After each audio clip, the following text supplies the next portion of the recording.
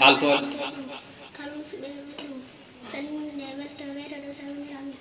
wala mun bismillah inde Allah jurunde jurmo todo ya Allah jul e ko men Muhammad kanyum e korejo mun e wondi mun isnam jettoɗo gorni ko Allah jambindo julde e kisal yongone e ko men Muhammad timmindo annabaɓe almami nulaɗo adi fof ina waɗɗomo kadi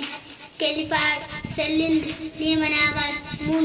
rewi hen ko andude no moƴƴinirta farillaji doɗɗiɗo ɗum ko wayno ñawoɗo julde laaɓal forto adi fof ina waɗɗomo kadi ko renodirde keeri Allah darano yamirore haɗere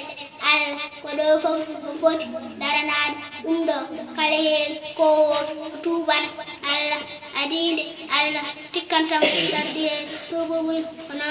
numsude faade bocciti ko aniyade wattata bakkade kedde gurdam mum e oppude gofongol ɗon e ɗon so tawi o jibinirno e maggol daganta ko newnude tububuy e wiide fammi ko ha Allah fewno kam sabu ɗum jeeya koye maare malkis wembede malkise jiiɗi